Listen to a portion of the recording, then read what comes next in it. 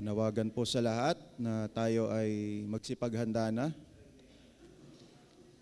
Tayo po ay mag-uumpisa na sa ating worship service.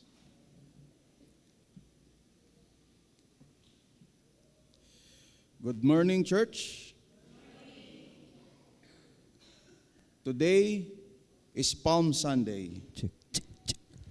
Our Lord Jesus fulfills the prophecy by riding triumphantly into Jerusalem on a donkey.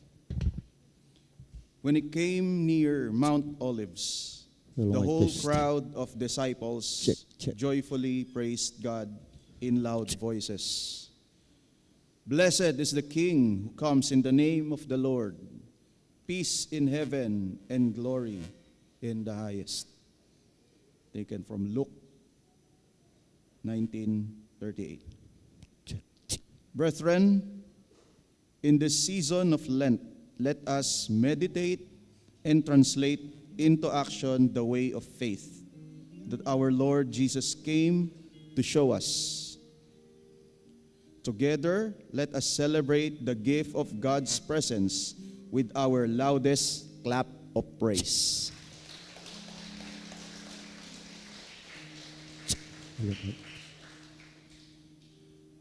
My beloved brethren, let us be quiet for a moment as we prepare to worship our great God.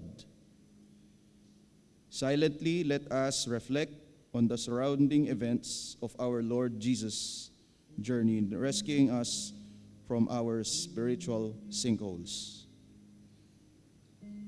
He was adored by the multitudes one day, then condemned as criminal and died in excruciating pain on a Roman cross. Let us hold on to that measure of Christ's love and mercy to the lost human race. He has taken our sins, nailed them on the cross, and have forgiven them all.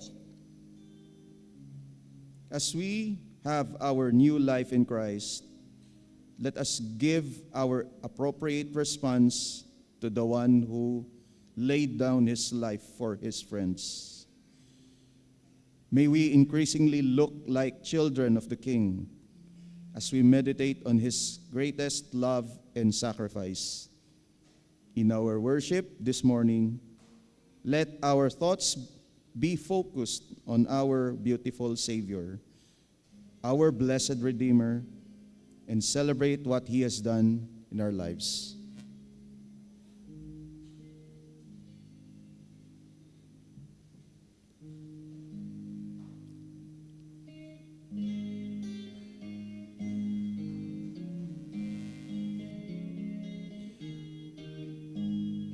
Please stand as we sing Hosanna, loud Hosanna.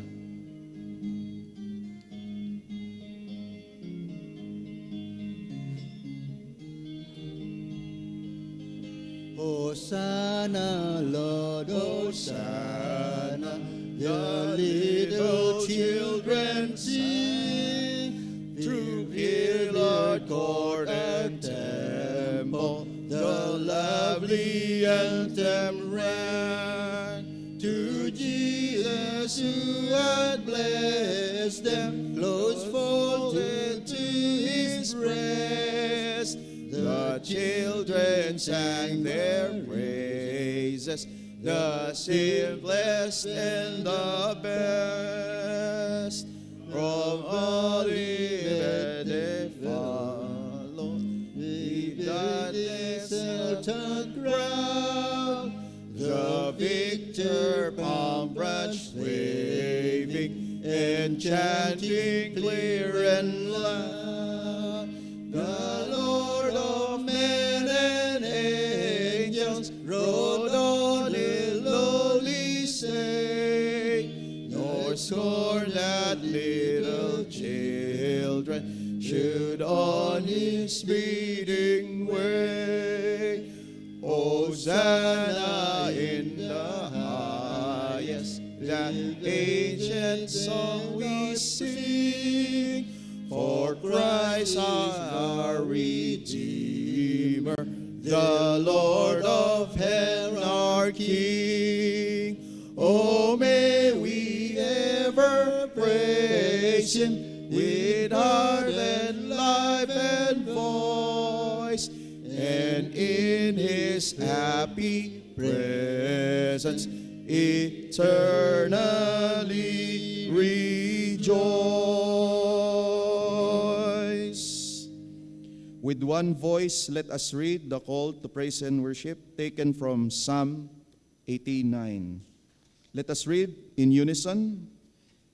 The heavens praise your wonders, O Lord, your faithfulness too, in the assembly of the holy ones. For who in the skies above can compare with the Lord? Who is like the Lord, the heavenly beings? In the council of the holy ones, God is greatly feared. He is one also around. O Lord, who is like you? You are mighty, O Lord, and your faithfulness surrounds you. Let us continue worshiping God as we sing, Lead on, O King Eternal.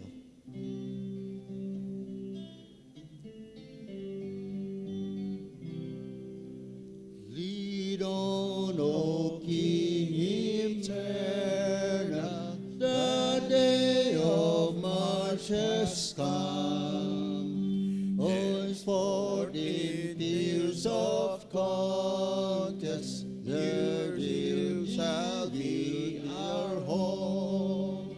Through days of preparation, your grace has made us strong. And now, O King eternal, we lift our battle song. Lead on, O King eternal, till sin's fierce war shall cease, and holiness shall whisper the sweet amen of peace.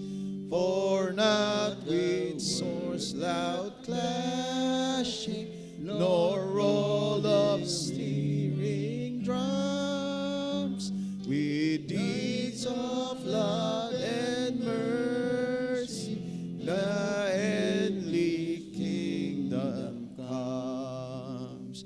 Lead on, O King eternal, we follow not with fears, for gladness breaks like morning, where your face appears. The name is lifted o'er us, we journey in its light. The crown awaits the conquest. Lead on, O God of might. Amen. Please be seated and join me as we pray.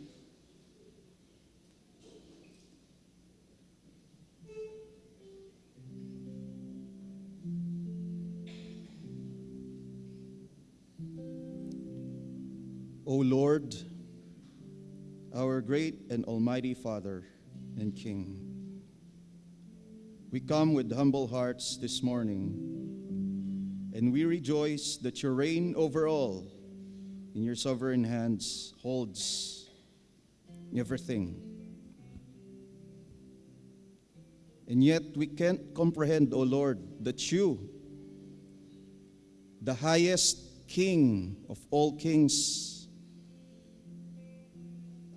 would go as low as to level yourself with us. You came and you became like a servant. Thank you, Lord, for this wonderful truth, O Lord, that you have become our faithful high priest, that you come to be like us, O Lord, to experience how it is, Lord, to be like us, your creation. And therefore, we cannot hide any of our sins because you know how frail and how weak we are. We remember, Lord, what the Apostle John said in 1 John chapter 1, verse 6, that if we claim to have fellowship with Christ, yet we walk in darkness, we lie and do not live by the truth. We cannot hide our sins, O Lord, in your sight. You have seen how we have lived our lives selfishly and against your will. And therefore, with humble hearts, O Lord, we come this morning and pleading for your mercy and for your forgiveness. Cleanse us, O Lord, and we rest assured that you will forgive us. Thank you for this is possible through your blood. Thank you, Lord, that we have now the freedom, Lord, to serve you, to have fellowship with you and with all your children. This is our prayer. In your most precious name we pray. Amen. Let us sing, Have Thine Own Way, O Lord.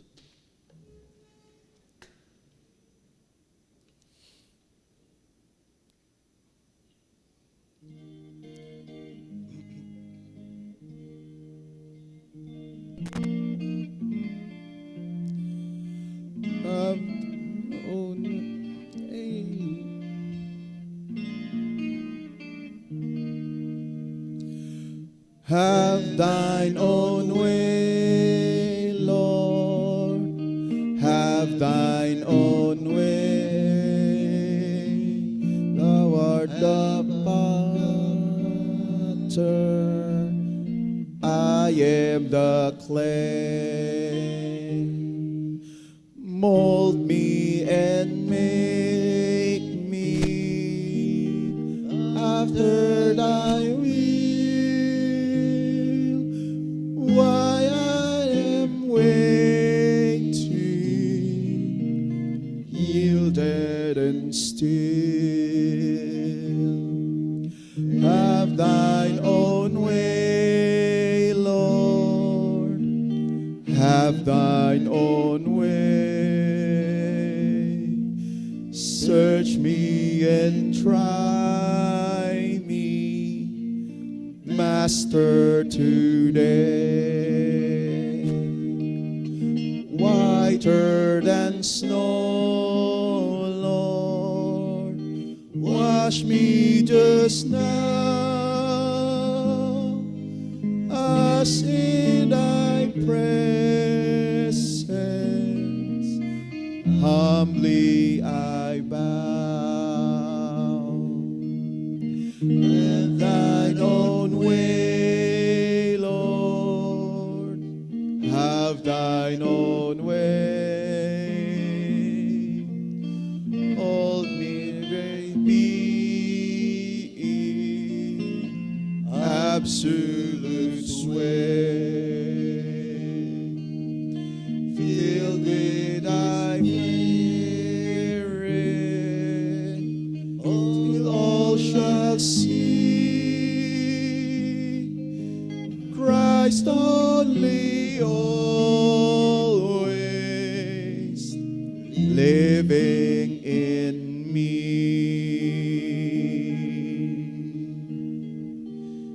May I invite the Sunday school children and their teachers to come forward.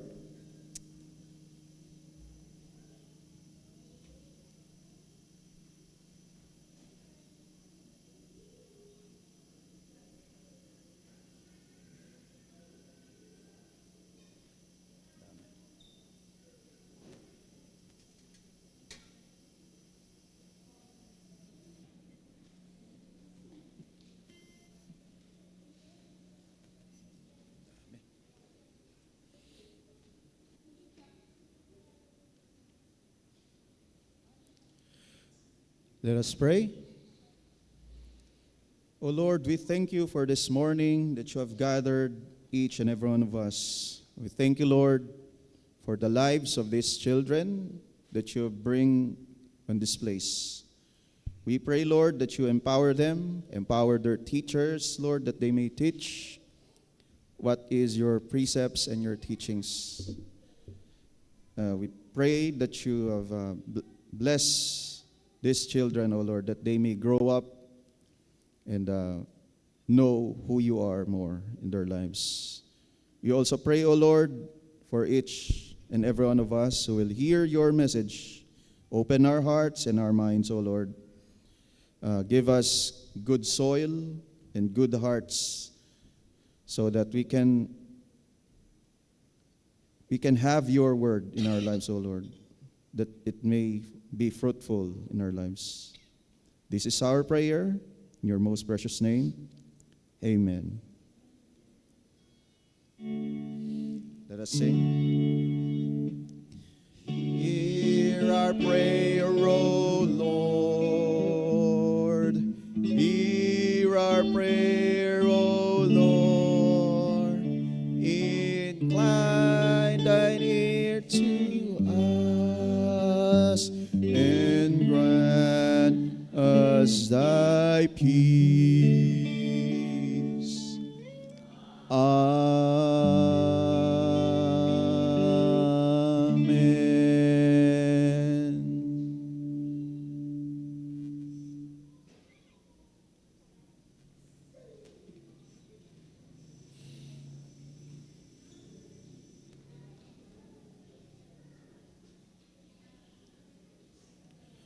Brothers and sisters, let us all rise.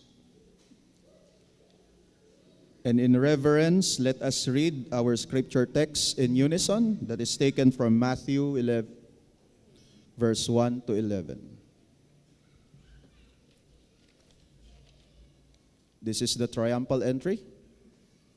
As they approached Jerusalem and come to Bethphage and Bethany, at the Mount of Olives, Jesus sent two of his disciples, saying to them, "Go to the village ahead of you, and just as you enter it, you will find a colt tied there, which no one has ever ridden.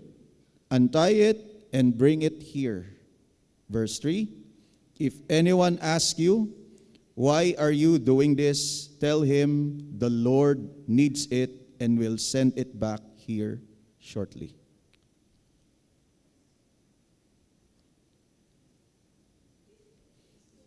This took place to fulfill what was spoken through the prophet.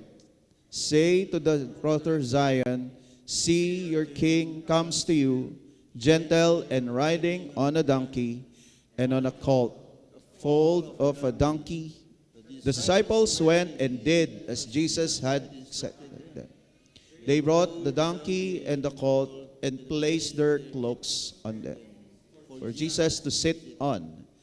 A very large crowd spread their cloaks on the road, while others cut branches from the trees and spread them on the road.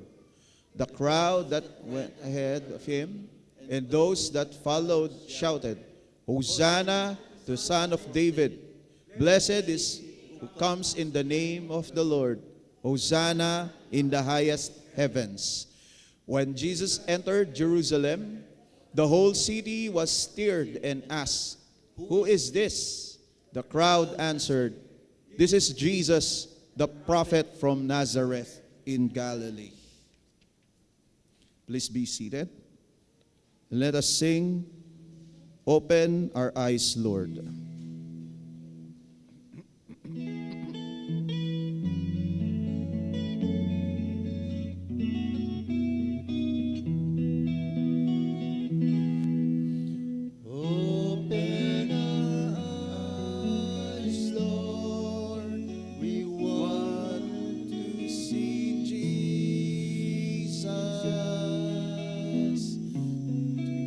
Reach out and touch.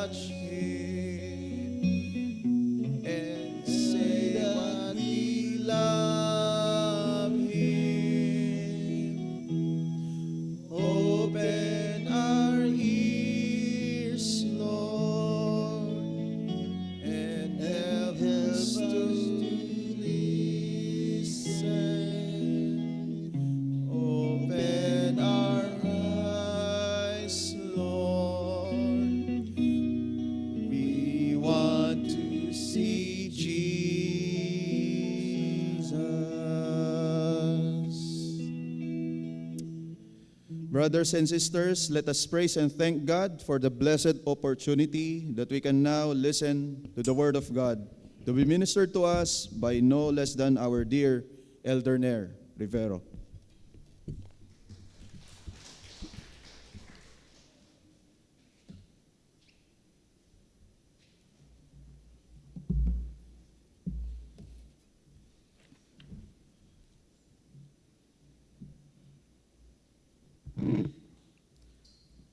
Mga kapatid,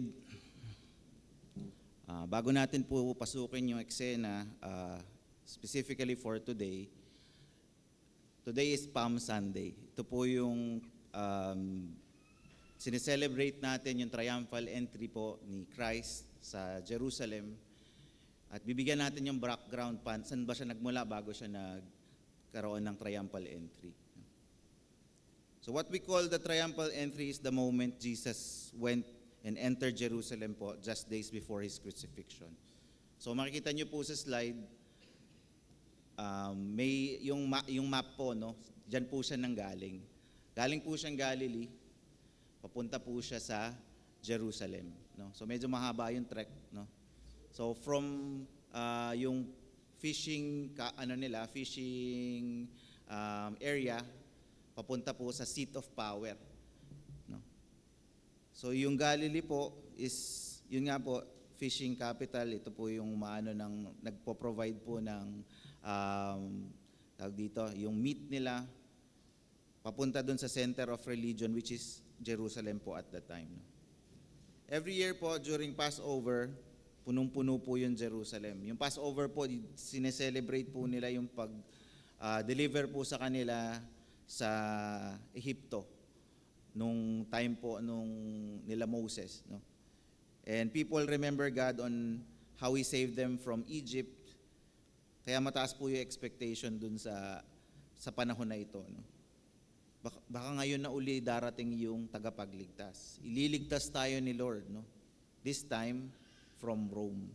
So ang current naman po na conqueror nila ngayon ay yung Roman Empire. Tapos dumating po si Jesus. Hindi siya secretly pero publicly, pumasok po siya doon. And intentionally and prophetically. Makita niyo po sa next slide, He rides on into the city, fulfilling Zechariah's prophecy. Yung sa Zechariah 9:9. Behold, your king is coming to you, righteous, and having salvation is he, humble and mounted on a donkey. On a colt, hindi lang siya donkey. Yung anak pa nung donkey. So mababa lang nga yung donkey, mas mababa pa dun sa donkey. So makikita po natin, He's declaring without words, ako ang hari na ipinangako. So imagine po nyo yung scene na ito, no? Maingay, masaya, maraming celebration, parang parada po or championship rally, kunyari nanalo si Manny Pacquiao, parang ganun, parang may hero's welcome. Pero to is the triumphal entry of a king. So sumisigaw po yung mga tao nito, Hosanna sa anak ni David. They are declaring ito na, dumating na yung hari. Pero alam natin yung twist dito. The same voices, the same city, the same people. Few days after, ipako siya sa krus. Crucify Him. This is a great mockery, no? So from Hosanna to crucify Him. Calling Christ King pero refusing His rule after. Makikita niyo po dyan sa text, no? Hindi lang ito nangyari noon, nangyayari ito currently actually sa mga buhay natin. We sing Jesus is Lord, pero tayo pa rin ang boses tsaka boss ng buhay natin. We declare King of Kings, pero selective ang obedience natin. Yung gusto lang natin na i-obey. We shout Hosanna, pero wala tayong surrender.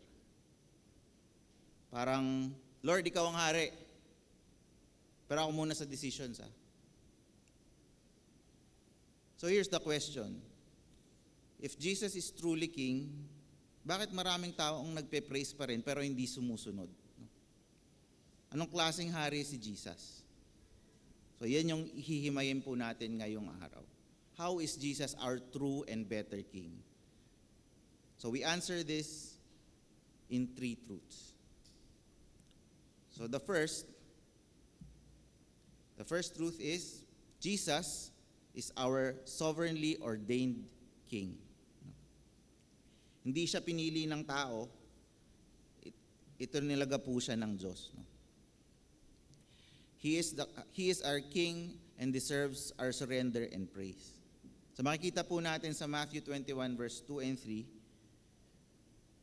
makakita kayo ng asno. And jumping to verse 4, this took place to fulfill what was spoken through the prophet. Yung kay Zechariah kanina na 9. He is already ordained, no? Yung pagpasok niya as king sa Jerusalem. Everything in that moment is intentional. The donkey is prearranged, the timing is perfect, and the prophecy is fulfilled. Hindi po to spontaneous coronation. This is a divinely orchestrated revelation. Jesus is king not because inaccept siya ng mga tao as king or inelect siya as king, no?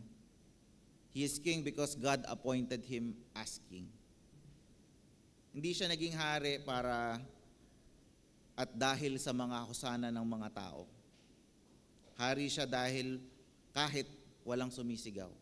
He is king. Na-foreshadow na po to previously sa Old Testament, sa Psalm chapter 2 verse 6. Prophesy that I have set my king on Zion, my holy hill. So after po nung leading on the mount, yung holy hill, andun niya yung hari, papasok na po. Then pumasok na po siya sa Jerusalem during this triumphal entry celebration.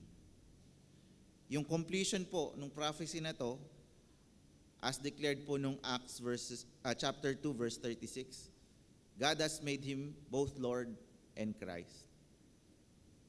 Our King, our Lord is Jesus.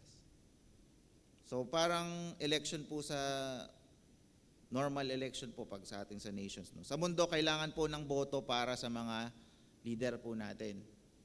So kailan ba tayo election next election? 28, 2027, 2010, hindi ko alam. Pero kay Jesus po, wala pong election. Hindi po siya inelect na, ay, magbotohan muna tayo para maging hari si Jesus. Proclamation na kagad. Hindi siya nanalo, siya ay tinalaga. So, paano ba natin marerest yung truth na ito na hindi tinalaga, bagkus, ay hindi inelect, hindi siya binoto, pero siya ay tinalaga na hari? Reconcile natin sa mga buhay natin to stop treating Jesus like a candidate you approve. Hindi po nagpapakitang gila si Jesus. Jesus is Jesus. Jesus is who He is. So dapat let's treat Him as who He is. He is our King. Hindi siya yung presidente, hindi siya yung appointed na mayor. Jesus is our King. He is not the Lord if convenient. He is King whether you submit or not. Hari po siya, tinalaga siya doon from the beginning of time to be our Lord and King. So the real question po is not, is Jesus King? Kundi, are you submitted to the King? No? Yun po ang itanong natin sa sarili. So kung siya ay sovereignly appointed King, anong klaseng hari po siya? Doon po tayo tatawid sa second point natin. Jesus is our sovereignly appointed King. Jesus is also our submissive servant King. No? Ayon po sa Matthew 21 verses 5, say to the daughter of Zion, see your king comes to you, gentle and riding on a donkey and on a colt, the foal of a donkey. So hindi ayon sa inaasahan po to. Surprising nga to eh, shocking nga to eh. Dapat yung hari nasa war horse, yung pinakamatipuno na kabayo. Pero dumating yung hari, nasa asno, yung pinakamababang uri ng kabayo. At hindi lang asno, yung anak pa nung asno. So gano'n na lang kababa yun, di ba? So ano ba yung expectation ng mga tao? Kung titingnan po natin, man's expectation, pag hari, dapat military king, yung medyo parang yung nasa nasa US ngayon. Strong, bold, mahilig makipaggera. Liberator, powerful conqueror. Ayan, iano namin to, magkakaroon tayo ng cheap oil. Yan yung expectation ng tao. No? Pero ano ba yung truth and yung Christ example of being a king?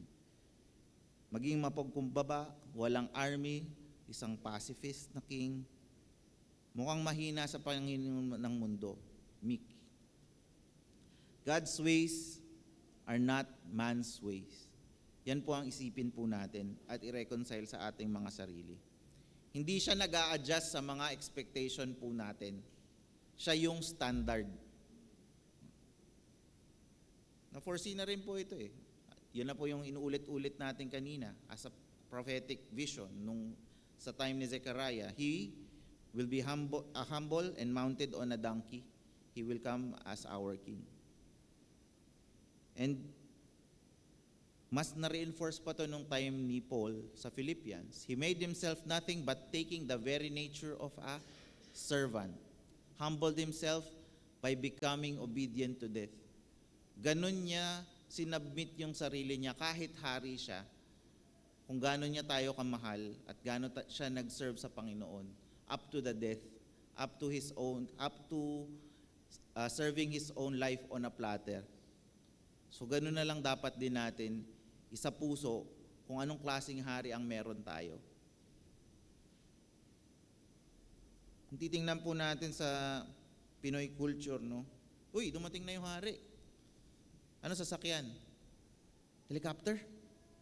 May mga nakikita na tayo dyan eh. Pag naririnig natin yung mga tunog na may maraming mga military na aeroplano o helicopter, ay parang andyan na yung presidente. Ano yung, saan galing yung hari? Paano siya nakapunta doon? Tangke? O limousine? Pero dun sa time ni Jesus, donkey. So parang low budget king kung titingnan natin. No? Pero sa totoo lang, siya po yung may-ari ng lahat. Modern Christians want a victorious life. No? Sa atin yun. Gusto natin immediate yung blessing. Pero tinatanggal po natin yung mga parts na dapat na meron po tayo. As the example of our submissive and servant king. Humility, suffering, tsaka submission. Isa-isip po natin that we cannot follow a humble king with a proud heart.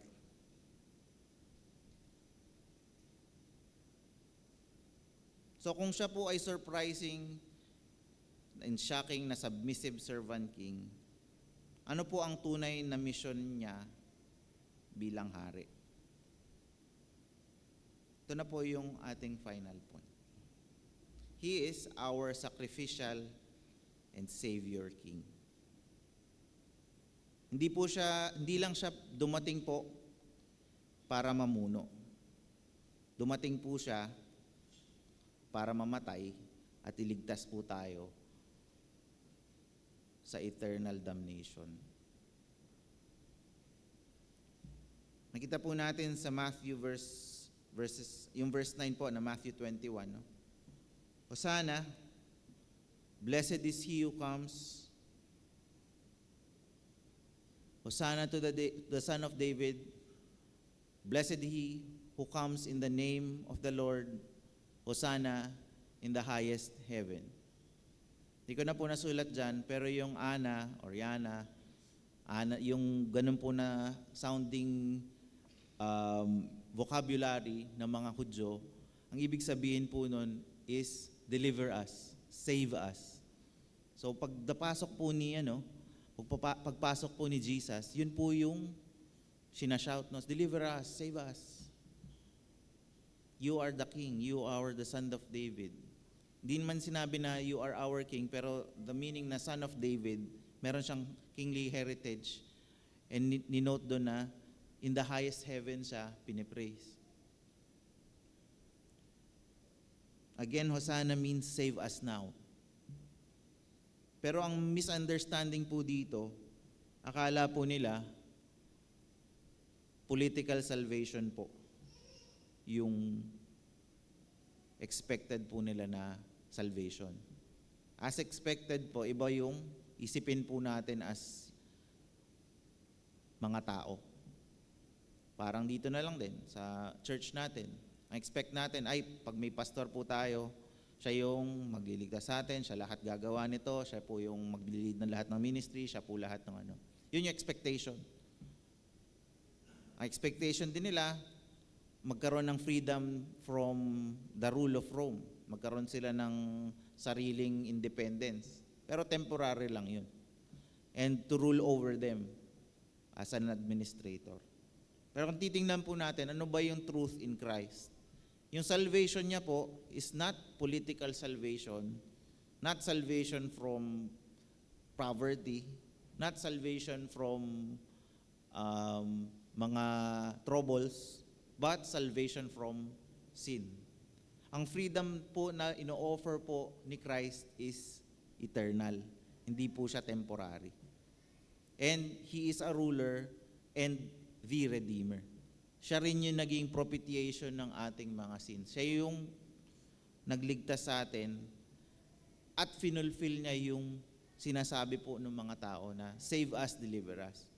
Minsan, naiisip po natin, yung pag-save po ni Christ, lahat ng mga gagawin natin na kamalian sa buhay, Lord, ikaw na gumawa nito. Lord, ikaw na yung magligtas sa akin sa ginawa kong mga mali.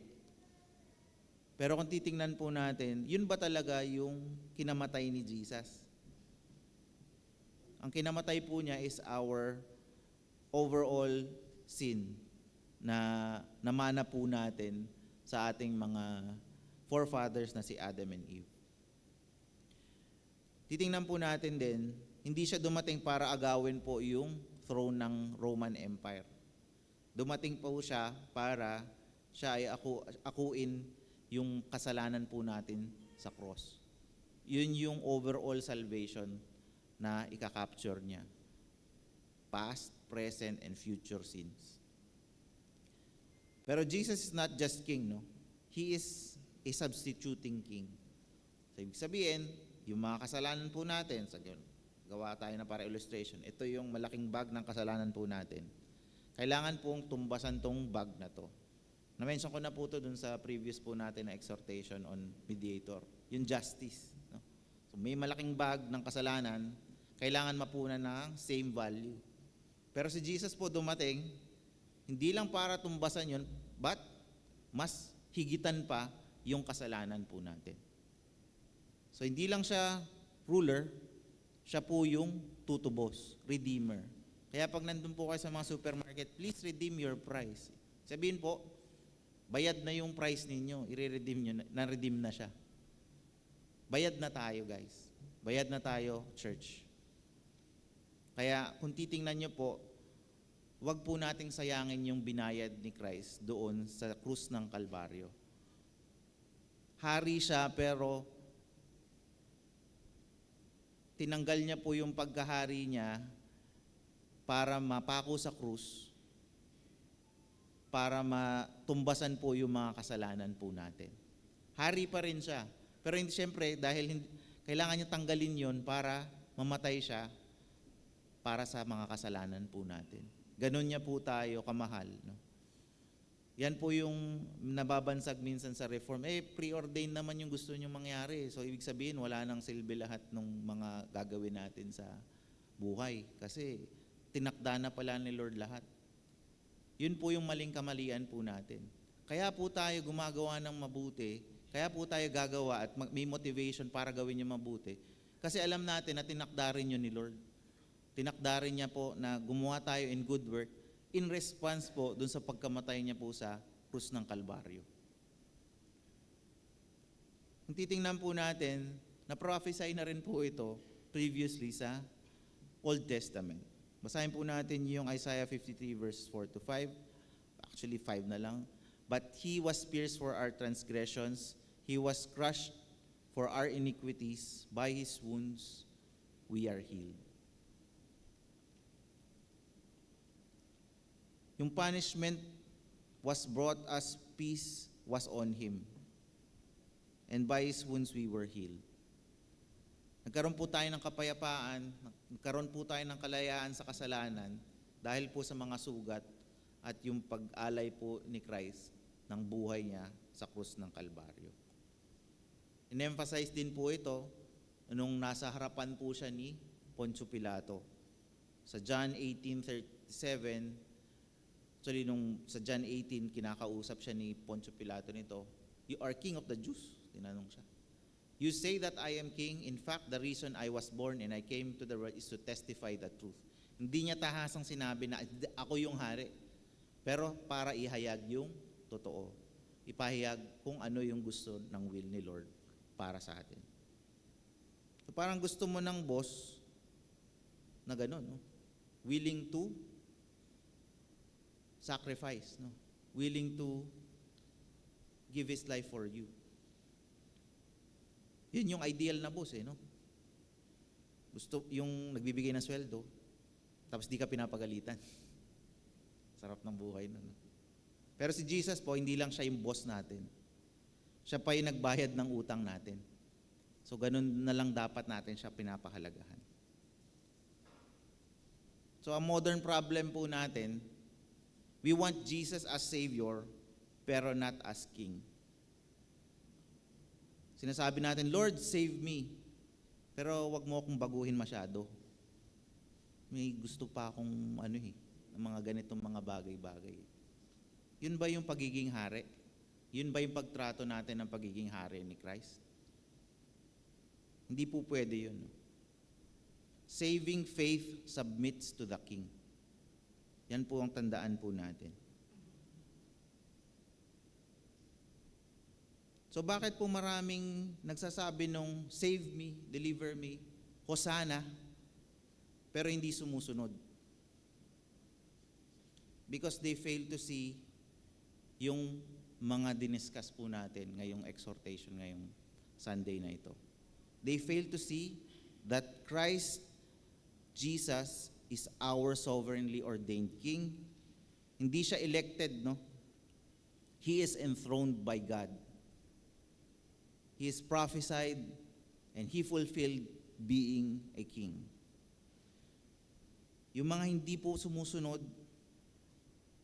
they fail to see that Jesus Christ is our submissive servant King. Hindi siya ayon sa gusto natin, ayon siya sa plano po ng Diyos.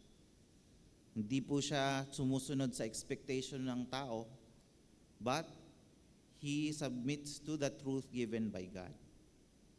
They also fail to see that Christ is our sacrificial Savior King.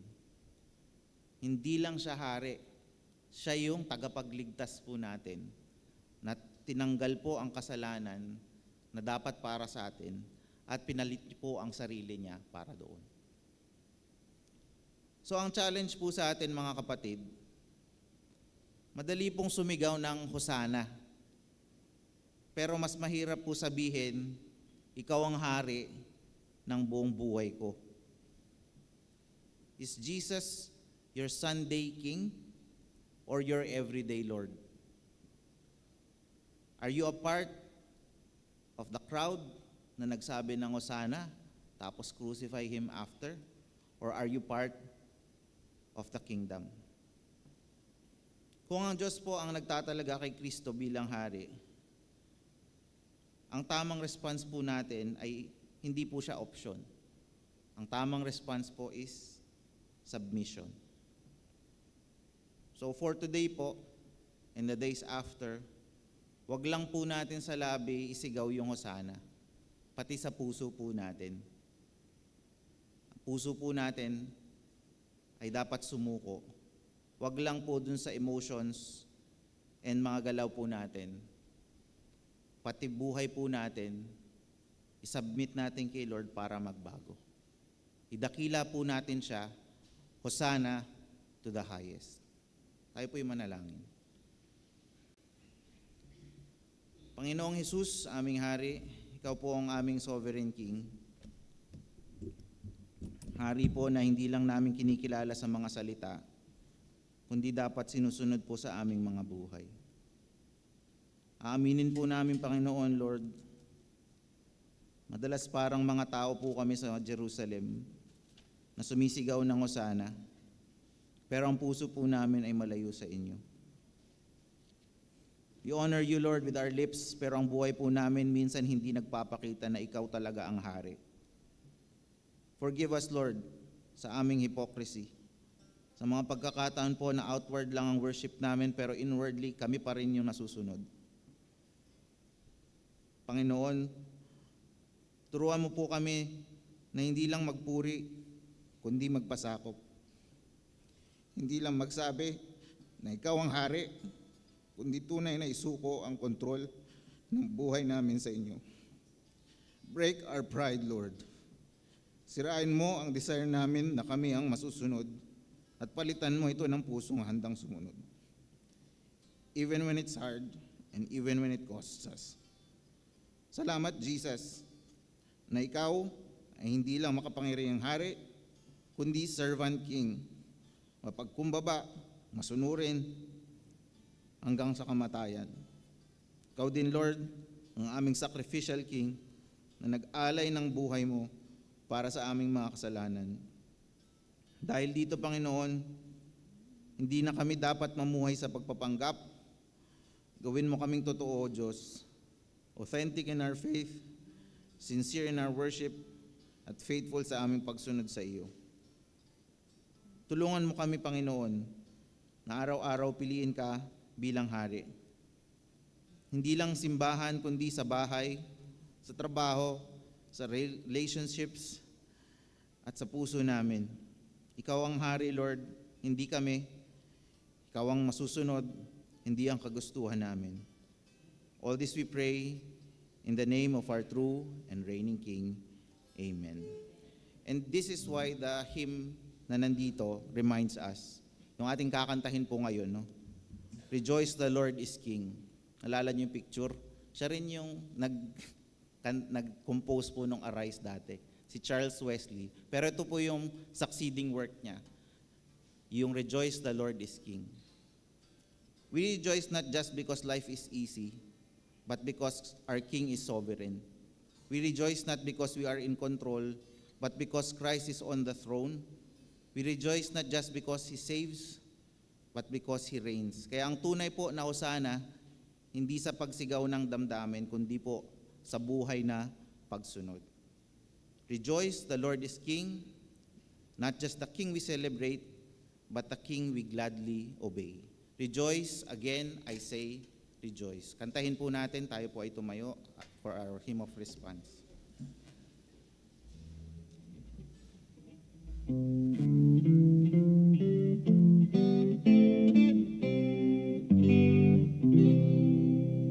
Rejoice, the Lord is King, your Lord and King adore.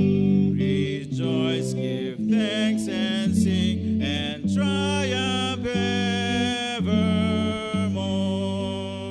Lift up your heart, lift up your voice, rejoice again. I say, rejoice.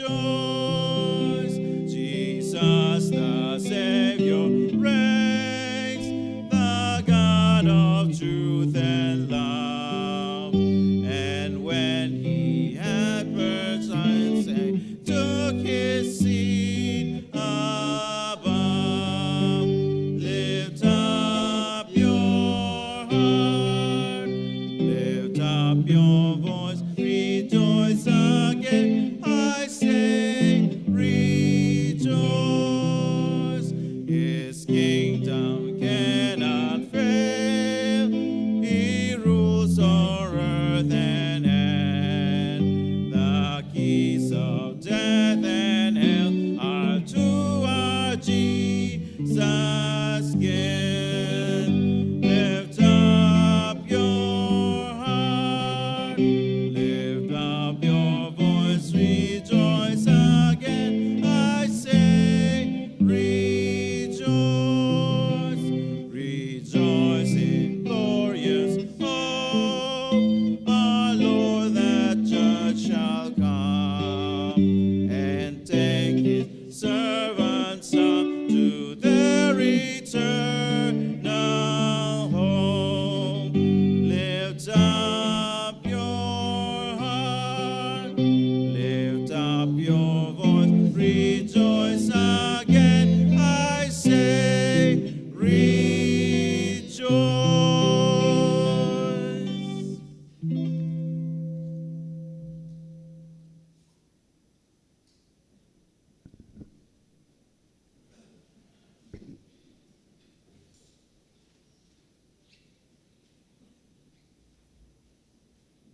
Brothers and sisters, as our grateful response to the message of the Word of God this morning, let us now eternally honor Him by bringing our tithes and offerings.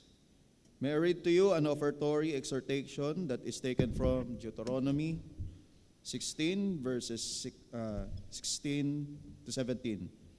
No man should appear before the Lord empty-handed. Each of you should bring a gift in portion to the way the Lord your God has blessed you. May I call now on our deacons to collect our tithes and offerings while we sing, "Take my life and let it be."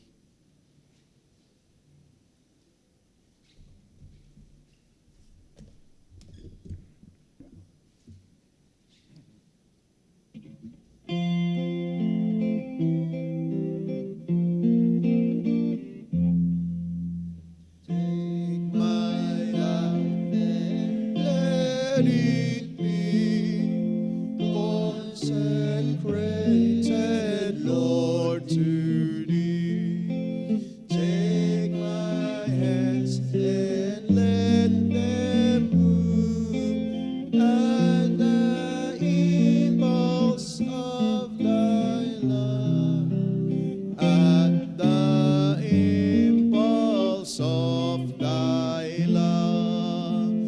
Take my lips and let them be filled with messages to Thee. Take my silver and my gold, not of my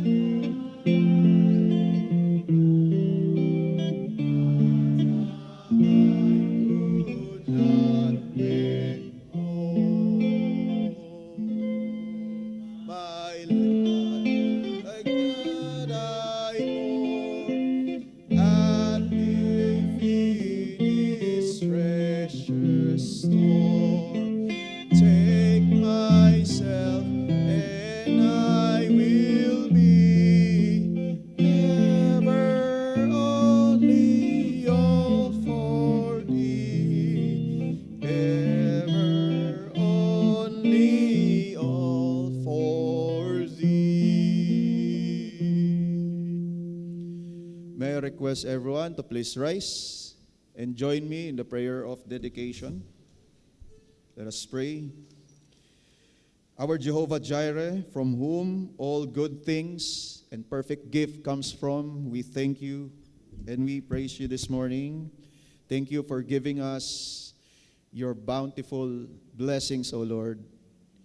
In all aspects of our lives, you have not withheld anything good from us, and therefore we thank you. And as a response, we give back some portions of your bounty for the furtherance of your work here on earth. May these gifts be used so that more people may know you and turn back to you and praise you and worship you all their lives. We pray for those without these opportunities to give, that you will bless them as well.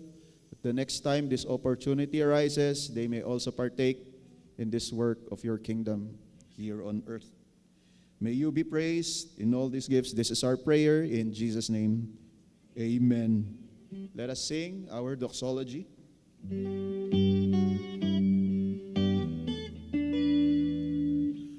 Praise God, from whom all blessings flow, praising all creatures here below. Praise Him above ye heavenly hosts.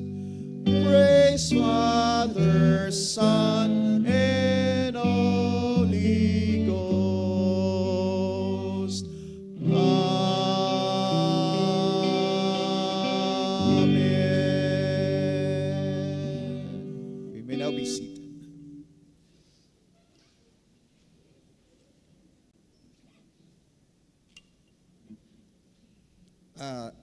Let us remain standing for our closing prayer and benediction.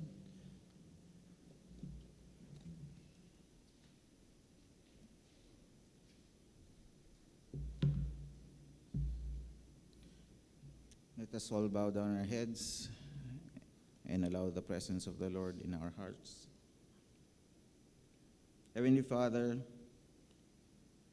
we come before you in all humility, acknowledging that Christ is our true and better and rightful and only King. You have given him all the authority in heaven and on earth, and yet we confess that too often we honor him only with our lips, while our hearts are far away from him. Lord, forgive us for our hypocrisy. Forgive us for the times that we have pretended devotion but withheld obedience. Sa mga moment po na pinaproklama po namin ang iyong kaharian dito sa buhay namin sa lupa, pero ang pamumuhay po namin ay sa amin lamang. Linisin mo po kami, O God. Linisin mo po ang aming church. Purify mo po ang aming mga motives. I-align mo po ang mga desires namin sa inyong will. And make us a people who do not merely profess Christ as King, but truly submit to His rule. Teach us, Lord, to follow Jesus not only in word, but in truth and in action. Break down every form of pride, self-righteousness, and empty religion within us, and replace it with genuine faith, sincere love, and wholehearted surrender. May our worship, O Lord, be real, our service be joyful, and our lives reflect the transforming power of your grace. Lord Jesus, maghari ka po sa amin. Be the King of our thoughts, our words, our relationships, and our decisions. Let your truth shape us, Lord God. Let your Spirit guide us, and your will be done in us as it is in heaven. And as your people, Lord, may we shine as a testimony to the world, not as perfect individuals, but as a redeemed community, walking in repentance and faith, and pointing always to you, our sovereign and gracious King. Maghari po kayo sa amin, maghari po kayo dito sa CCCN, Lord God. Kayo po ang madakila sa buhay namin, hindi lang ngayong Sunday, bagkus sa araw-araw at sigu-segundo ng aming mga buhay. Itataas ka po namin, hindi lang po sa aming mga bibig, but sa aming mga puso, sa aming isipan, at sa lahat ng meron kami sa aming katawan, Lord God. All this we ask, trusting not our own righteousness, O Lord, but in Christ Jesus alone, our Lord and our King. Hosanna, O Lord. Sa matamis na pangalan po ng iyong anak na si Jesus. Amen. Amen. Receive the blessing of the Lord. The Lord bless you and keep you. The Lord make His face shine upon you. The Lord be gracious to you. The Lord lift His countenance upon you and give you peace.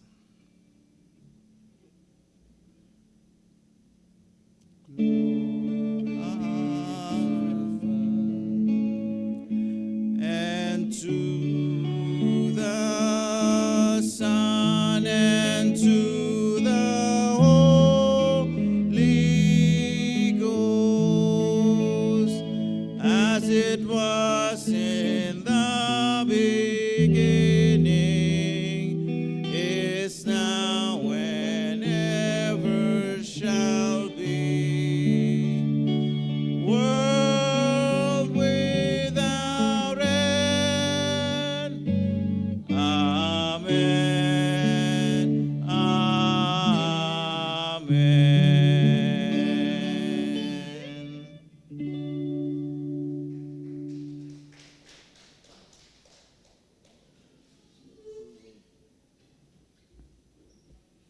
Tayo po'y dumako na sa ating greetings and announcements. A warm welcome to our visitors, both online at kung meron po ngayon. In fact, meron po, no? Meron po tayong 3 visitors. And kung mabanggit po ang inyong pangalan, maaari po ba tayong tumayo upang ma-welcome tayo ng congregation? Let us welcome Jovec A. Abenyeta. Ayan. Siya po ay invited ni Abigail. And let us welcome Calvin Teodosio. Ayan. Invited by Sister Jerlyn Barros. Welcome po. And also let us welcome Ramrod C. Amonte. Ayan. Siya naman po ay invited ni Thea. Ayan. So welcome po sa ating worship service, and we hope and we pray to see you once again sa mga susunod pang worship services natin, no? And also let us greet our birthday celebrators from March 29 at saka hanggang April 4. Ayan, let us, ito po, si Sam Israel Mojica. Ayan, nasa ano ngayon? Living the Hobbit life sa ano sa New Zealand, yan, April 2. And also, happy birthday kay Dindy Gonzales, April 2. Kay Jarshi Alberto, April 3. Ayan. Happy birthday po sa lahat ng ating mga celebrators. At ngayon po ay wala tayong magse-celebrate ng kanilang wedding anniversaries. So, may I request yung pong mga nabate na birthday celebrators to please come forward. Si Samla, wala pa yung dalawa. Si ano lang, si Jarshi lang. Sige po, brethren, join me in prayer. Atin pong extend ating mga kamay, no? Let us pray. We thank you, Lord, for you are the God that gives life. You are the God that gives fulfillment sa buhay, Panginoon. At all life comes from you. We praise you and we thank you, Lord, sa buhay po ng aming mga kapatid na magdidiwang na kanilang kaarawan, Lord. We pray, Lord, for Sam Israel, na siya po ay lumaki, Panginoon, nang may takot sa inyo, Lord. We pray that you will continue to be with them sa kanilang family, Lord God.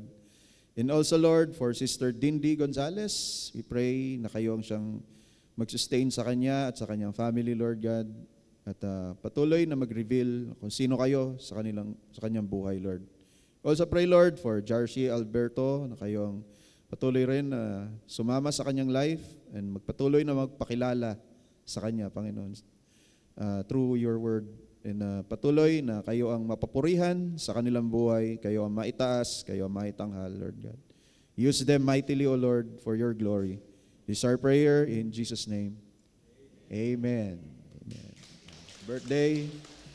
Ayan. And tayo po ay dako na sa ating church announcements.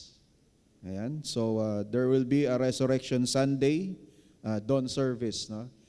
Ito po ay gaganapin sa April 5. Ayan. So, ito po ay babalik po, no? Yung dating format na 5 a.m. So, revert na po tayo, no? Yung dating format natin na dawn service. Ayan. And next. Ayan. So meron po tayong prayer chain,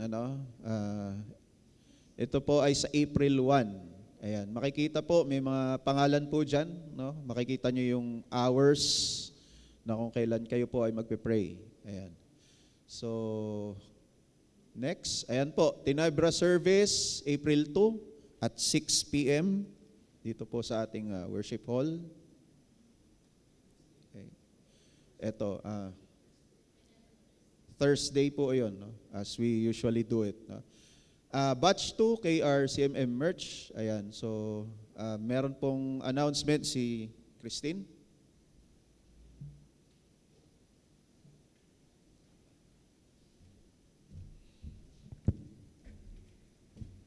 Ayun po, good morning po, church. Unang-una po sa lahat, nagte-thank you po kami sa patuloy na pagsuporta niyo po sa KR merch na fundraising po ng CMMN po. Ngayon po, open pa rin po yung for batch 2 po na merch po namin. Ngayon po, yung order nyo po na tote bag is isasabay na po siya sa batch 2 po. Bali po sa mga nag-order po ng tote bag, makukuha niyo po siya na by April 12 na po. So, ayun po, sa mga gusto pa po magpa-pre-order, open pa rin po siya. Tapos, ito pong ginagawa po namin fundraising is yung mga malilikom po namin is gagamitin po siya sa future activities po ni KR.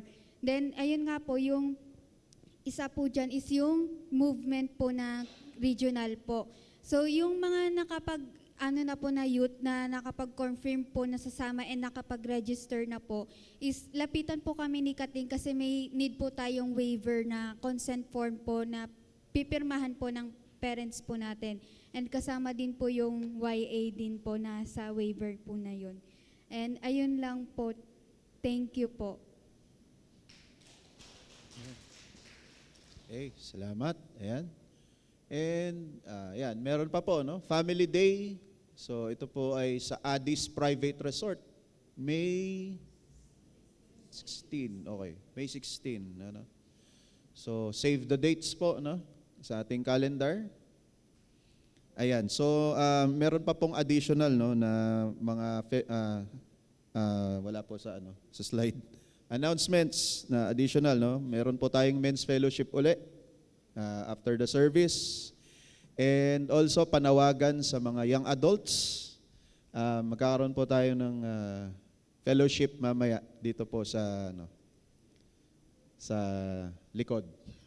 2 p.m. po 'yon, no? So 'yun ay bi-monthly na fellowship. So kung wala na po, tayo po ay tumayo and let us sing our fellowship song.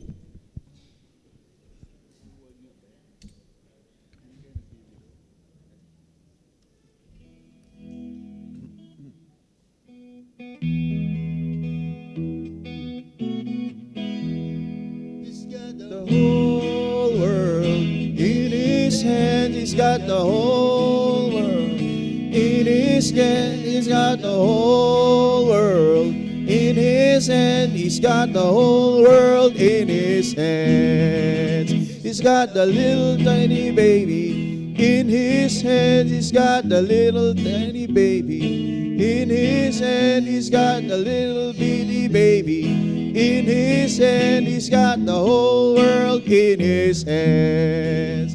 He's got the whole world in his hand. He's got the whole world in his hand. He's got the whole world in his hand. He's got the whole world in his hand. He's got you and in his hand. He's got you and me, sister. In his hand, he's got you and me, brother. In his hand, he's got the whole world in his hand. He's got the whole world in his hand. He's got the whole world in his hand. He's got the whole world in his hand. He's got the whole world in his hand.